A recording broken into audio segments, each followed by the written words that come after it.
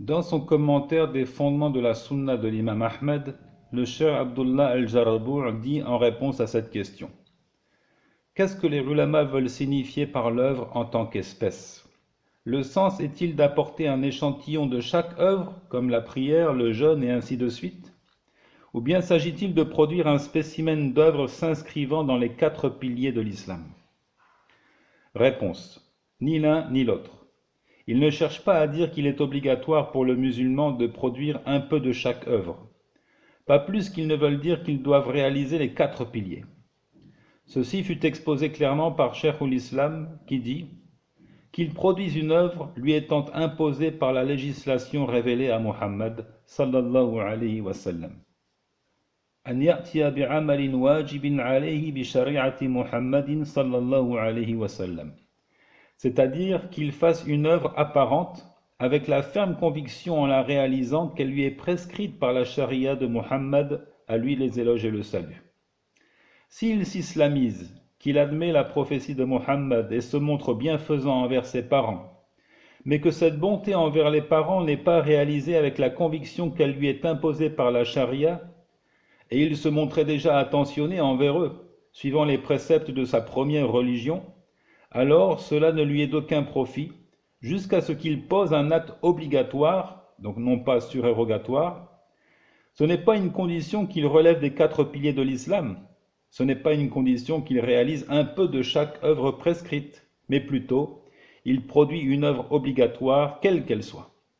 Ibn Taymiyyah dit à certaines occasions: si l'homme dit avoir foi en Allah, qu'il prononce les 2 attestations, s'il dit savoir que le droit d'Allah sur lui est qu'il l'adore, que s'il adore Allah il ira au paradis, et que s'il ne l'adore pas il ira en enfer, qu'il aime Allah et son messager, et qu'ensuite il reste sans jamais rien faire alors que les devoirs religieux sont multiples et qu'il n'est pas ignorant, qu'il n'y a pas d'empêchement juridiquement reconnu, il s'entête à ne jamais rien faire alors que certaines œuvres sont faciles, que l'âme et la nature humaine poussent à certains devoirs, comme la bonté envers les parents, alors c'est la preuve que son attachement à la religion est mensonger. Fin de citation.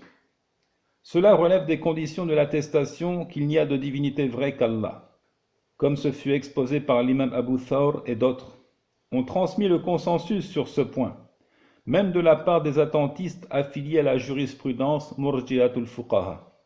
S'il atteste que seul Allah mérite l'adoration, qu'Allah est le véritable Dieu, qu'il est en droit d'être adoré, alors il n'est pas musulman jusqu'à s'y tenir, jusqu'à s'engager à l'adorer sans rien lui associer.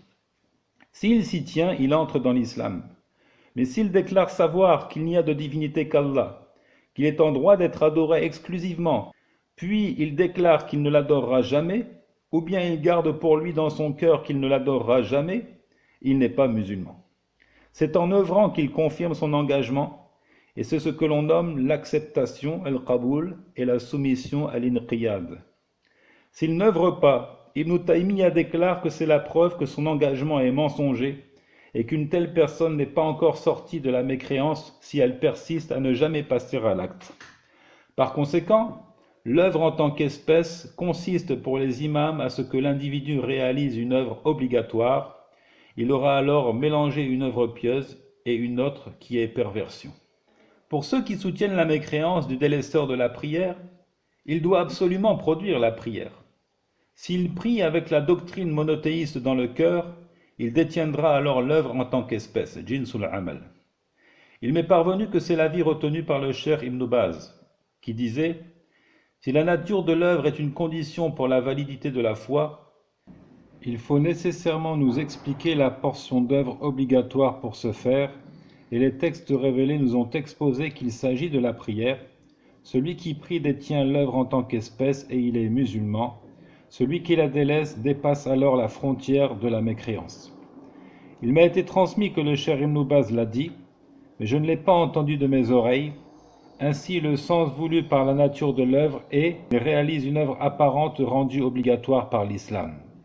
إذن المقصود بجنس العمل أن يعمل عملا ظاهرا واجبا عليه بالإسلام بملة الإسلام.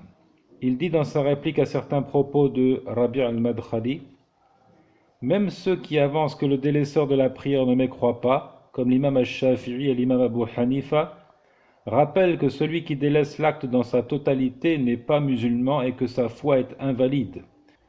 Comme dans la célèbre parole de al-Shafi'i selon laquelle la foi est parole, intention et œuvre, et que l'une n'est pas valide sans l'autre, l'une ne peut se passer de l'autre, d'après le consensus des musulmans. Le consensus sur ce point fut cité par l'imam Abu Hanifa comme dans Al-Fiqh al-Akbar, l'ultime compréhension, et dans la recommandation de l'imam, la foi est autre chose que l'islam et l'islam est distinct de la foi. L'imam est d'avis que la foi est ce qui habite le cœur, tandis que l'œuvre est l'islam, et il s'appuie en cela sur le récit dit récit de Gabriel.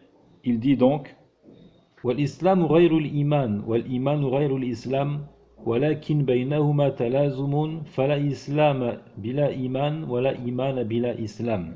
La foi est autre chose que l'islam, et l'islam est distinct de la foi, mais un lien intrinsèque unit les deux. Il n'y a donc pas d'islam sans foi et pas de foi sans islam. Il nous dit qu'il n'existe pas de foi valide sans soumission et pas de soumission authentique sans foi. Ensuite, il a donné un bel exemple du lien fort entre les deux, de sorte que l'un ne puisse exister sans l'autre. Il dit, ils sont comme le dos et le ventre. Le vocable de religion s'applique aux deux. Tout comme le corps de l'homme est constitué d'un dos et d'un ventre, et qu'il ne soit pas possible que le dos existe sans le ventre, alors il en est de même pour la religion qui est composée de l'islam et de la foi. Il n'y a pas de véritable religion au moyen d'une foi sans soumission, c'est-à-dire sans œuvrer. Pareillement, il n'y a pas de soumission et de passage à l'acte sans foi. Il est donc d'avis qu'un rapport intrinsèque régit les deux, et que celui qui délaisse l'œuvre dans sa totalité aura délaissé l'islam, et s'il délaisse l'islam, sa religion est anéantie. هذا والله تعالى أعلم وصل اللهم وسلم على نبينا محمد وعلى آله وصحبه أجمعين